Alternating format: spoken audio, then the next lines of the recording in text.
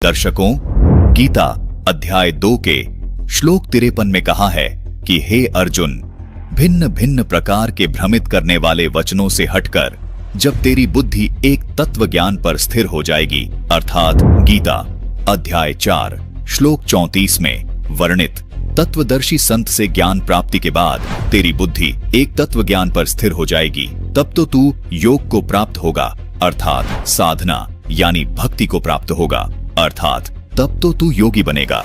योगी का अर्थ है भक्त। योगी का अर्थ यहाँ आसन करने वाले से नहीं है, क्योंकि गीता के इन श्लोकों में किसी आसन योग की बात नहीं हो रही। गीता जी तत्व ज्ञान से परिपूर्ण शास्त्र है। दर्शकों, गीता जी के इस श्लोक से ये प्रमाणित हुआ कि तत्व ज्ञान के आधार पर भक्ति करने वाले साधक को योगी कहते हैं। वह तत्व ज्ञान बताने वाला संत गीता अध्याय नंबर 4 के श्लोक नंबर 34 में बताया गया है। उस एक तत्वदर्शी संत से तत्व ज्ञान प्राप्त साधक योगी अर्थात भगत कहलाता है। इन धर्म गुरुओं ने सबको केवल राधे राधे, हरे कृष्ण, ओम नमः शिवाय आदि नाम जपने के लिए दिए हुए हैं, जिनका कोई भी प्रमाण गीता जी व चारों वेदों में कहीं भी नहीं है, जिस कारण से यह शास्त्र विधि को त्याग कर मनमाना आचरण हुआ और इसलिए ऐसी साधनाओं को गीता अध्याय 16 श्लोक 23 में व्यर्थ बताया है। मैं आपको एक एग्जाम्पल से समझाता। अगर हम कहीं मार्केट जाते हैं, हाँ जी। वहाँ से एक इलेक्ट्रॉनिक टॉय लेते हैं, उसके साथ एक मैनुअल मिलती है। उस मैनुअल में लिखा है कि इस टॉय को कैसे यूज करना है, राइट, लिखा होता है। वैसे भगवद गीता हमारे जीवन की मैनुअल है। दर्शकों, इस बच्चे भागवत का कहना है कि जैसे हम मार्केट से कोई इलेक्ट्रॉनिक खिलौना लाते हैं, उसके साथ एक मैनुअल भी दिया जाता है। उस खिलौने को प्रयोग करने की सारी विधि उस मैनुअल में लिखी होती है। उस मैनुअल के अनुसार उस खिलौने को प्रयोग करना होता है, तभी वो खिलौना सही काम करता है। इसी प्रकार हमारे जीवन की मैनुअल श्रीमद् भगवद गीता है। गीता अध्याय 9 के श्लोक 25 को संस्कृत में पढ़ा, जिसका हिंदी अर्थ भी आपको सुना देते हैं। अर्थ है कि देवताओं को पूजने वाले देवताओं को प्राप्त होते हैं, पितरों को पूजने वाले पितरों को प्राप्त होते हैं, भूतों को पूजने वाले भूतों को प्राप्त होते हैं, और इसी तरह मतानुसार अर्थात शास्त्रानुकूल पूजन करने वाले मेरे भक्त मुझे प्राप्त होते हैं। गीता जी अध्याय 8 श्लोक 13 में बताए गए ओम मंत्र को तथा गीता जी अध्याय 17 के श्लोक 23 में बताए गए ओम तत् सत मंत्रों का ज्ञान नहीं रखते। इसके विपरीत इन धर्म गुरुओं द्वारा दिए गए मनमाने मंत्रों का जाप, जो इस आध्यात्मिक मैनुअल गीता जी में कहीं नहीं लिखे, उन मंत्रों का जाप कर रहे हैं। आपको दिखाते हैं कि श्रीमद् भगवद गीता जी में पर्टिकुलर नाम जाप करने को कह रखा है। प्रमाण के लिए देखिए गीता अध्याय 8 श्लोक 13, जिसमें लिखा है कि मुझ ब्रह्म का केवल एक ओम मंत्र है। साथ ही इसका प्रमाण गीता अध्याय 17 श्लोक 23 में भी देखने को मिलता है, जिसमें यह स्पष्ट लिखा हुआ है कि ओम तत् सत ऐसे 3 प्रकार का सच्चिदानंद घन ब्रह्म का नाम कहाँ है।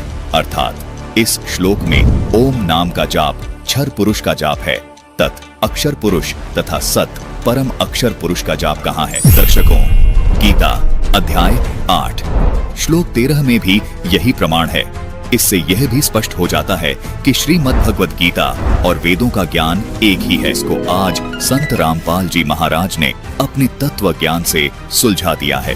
प्रत्येक भक्त व प्रभु प्रेमी आत्मा को संत रामपाल जी महाराज के तत्व ज्ञान को सुनकर उनसे शास्त्र अनुकूल साधना प्राप्त करनी चाहिए। दर्शकों, आइए अब आपको एक ऐसे बच्चे की वीडियो दिखाते हैं जो कि संत रामपाल जी महाराज जी से दीक्षित है। नमस्कार जी। सत्साहेब जी। हार्दिक जी, आप हमारे दर्शकों को बताएं, प्रेमानंद जी महाराज जो भक्ति करते हैं, राधा नाम का जाप करते हैं और अपने भक्तों को भी राधा नाम जाप करने के लिए देते हैं, क्या ये हमारे वेद और शास्त्रों के अंदर गीता जी कहीं प्रमाण करती है इसका? देखिएगा, जो प्रेमानंद जी हैं वो अपने भक्तों को और खुद राधा नाम का जाप करने के लिए देते हैं, वो गलत है। वेदों के अंदर, शास्त्रों के अंदर, गीता के अंदर राधे नाम का जाप कहीं भी जिक्र नहीं है राधे नाम। और जो फिर गीता जी ने ये बताया है कि ओम इति एकाक्षरम ब्रह्म विवरण मामम समरण, ये प्रयाति तजमदेन से याति प्रमाण गति, यानी कि ब्रह्म का केवल एक ओम मंत्र है। तो दर्शकों, देखा आपने, ये फर्क है आध्यात्मिक मैनुअल को केवल रटने में और उसके अनुसार अनुसरण करने में। गीता जी में ओम नाम का जाप करने को कहा गया है, न कि राधे राधे, हरे राम हरे कृष्ण आदि नामों का। दर्शकों, संत रामपाल जी महाराज के अनुयायी इस आध्यात्मिक मैनुअल श्रीमद् भगवत गीता जी के अनुसार अपने इस आध्यात्मिक जीवन रूपी खिलौने को चला रहे हैं। आध्यात्मिक मैनुअल गीता जी के अध्याय 16 के श्लोक 24 में लिखा है कि कर्तव्य अर्थात कौन सी साधना करनी चाहिए और अकर्तव्य अर्थात कौन सी साधना नहीं करनी चाहिए, इसके लिए शास्त्र ही प्रमाण है। और इन शास्त्रों में छिपे गूढ़ रहस्यों को समझने के लिए आध्यात्मिक मैनुअल गीता जी के अध्याय के श्लोक 34 के अनुसार तत्वदर्शी संत की खोज करनी चाहिए। दर्शकों, वो तत्वदर्शी संत केवल संत रामपाल जी महाराज हैं, जो इन शास्त्रों में छिपे गूढ़ रहस्यों को पूरी जनता को रूबरू कर रहे हैं। दर्शकों, संत रामपाल जी महाराज द्वारा बताई गई आदि सनातनी भक्ति विधि की जानकारी सूक्ष्म वेद में अर्थात तत्व ज्ञान में बताई गई है। उस तत्व ज्ञान को वर्तमान समय में संत रामपाल जी महाराज के अतिरिक्त पूरे विश्व में कोई नहीं जानता। इसी कारण से हमारे पूर्वजों को भूत व पितृ बनकर इतना बड़ा खामियाजा भोगना पड़ा। आप सब शिक्षित हैं, अगर आप अब भी लकीर के फकीर बने रहे तो फिर शिक्षा प्राप्त करने का क्या लाभ हुआ। तत्व ज्ञान संत रामपाल जी महाराज सर्व पवित्र शास्त्रों से प्रमाणित करके दिखा रहे हैं। आप सभी को उस तत्व ज्ञान को गहराई से समझकर व संत रामपाल जी महाराज से नाम दीक्षा लेकर अपना तथा अपने पूर्वजों का जो भूत व पितृ योनि में कष्ट उठा रहे हैं, उन सब का उद्धार करा लेना चाहिए। संत रामपाल जी महाराज द्वारा बताई गई तत्व ज्ञान के आधार पर आदि सनातनी भक्ति करें तथा अपना व अपने परिवार का मोक्ष करवाएं। पूर्ण परमात्मा परम अक्षर ब्रह्म समय समय पर पृथ्वी पर सह शरीर प्रकट होकर उस सूक्ष्म वेद के ज्ञान को प्रकट करते हैं।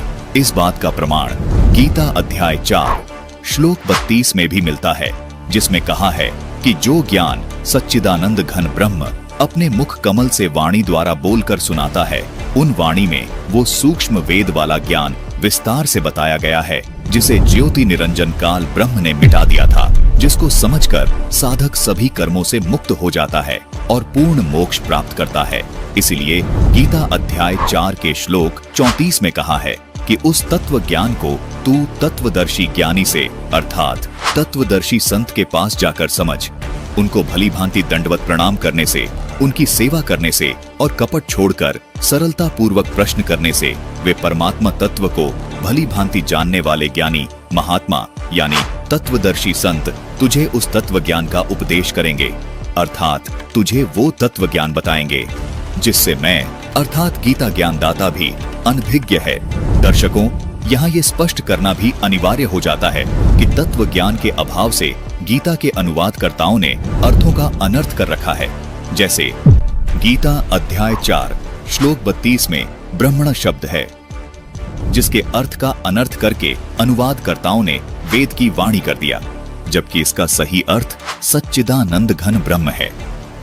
प्रमाण के लिए आपको गीता अध्याय 17 श्लोक 23 दिखाते हैं, जिसमें ब्रह्मण शब्द का अर्थ सच्चिदानंद घन ब्रह्म किया गया है, जो बिल्कुल ठीक है, जबकि इस श्लोक में ब्रह्मण शब्द का अर्थ वेद की वाणी कर दिया।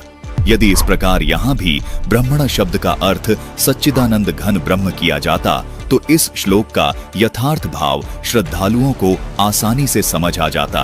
गीता अध्याय 7 के श्लोक 18 में वर्णित इस अनुत्तमाम शब्द का अर्थ घटिया करने की बजाय अति उत्तम कर दिया, जो कि बिल्कुल अनर्थ है। इसी प्रकार गीता अध्याय 18 श्लोक 66 में वर्णित इस व्रज शब्द का अर्थ जाना करना था, लेकिन इन्होंने आना अर्थ कर दिया, जो कि बिल्कुल अनर्थ है। जबकि प्रमाण के लिए संस्कृत हिंदी शब्द कोश में भी स्पष्ट है कि व्रज का अर्थ जाना होता है, व्रज शब्द का अर्थ गलत अनुवाद किया है। दर्शकों, ऐसे अनेकों अर्थों के अनर्थ करके इन अनुवादकर्ताओं ने स्वयं ही ये साबित कर दिया कि ये तत्वदर्शी संत नहीं है। तत्वदर्शी संत के अभाव में ही गीता के श्लोकों के अर्थों के अनर्थ हुए हैं, जिसको आज यथार्थ रूप से स्वयं तत्वदर्शी संत रूप में आए संत रामपाल जी महाराज बता रहे हैं। दर्शकों, कलयुग में सन 1398 ईस्वी से 1518 ईस्वी के दौरान स्वयं सच्चिदानंद घन ब्रह्म कबीर परमेश्वर जी ने धर्मदास जी को सूक्ष्म वेद वाला ज्ञान अपनी वाणियों के द्वारा बोलकर पुनः लिपिबद्ध करवाया था। लेकिन कुछ समय बाद कुछ नकली कबीर पंथियों ने काल ब्रह्म से प्रेरित होकर उस सूक्ष्म वेद में फेरबदल कर दी।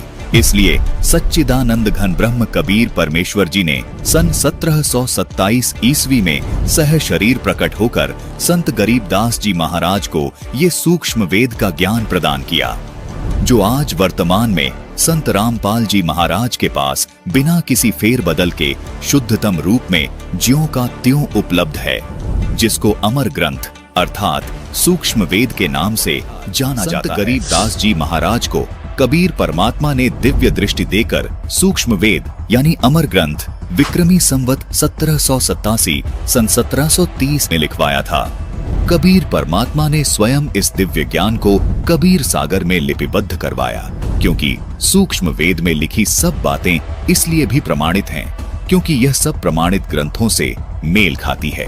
दर्शकों, इस अमर ग्रंथ अर्थात सूक्ष्म वेद को बिना किसी फेरबदल के शुद्धतम रूप में होने के पीछे एक बहुत ही रोचक कथा है।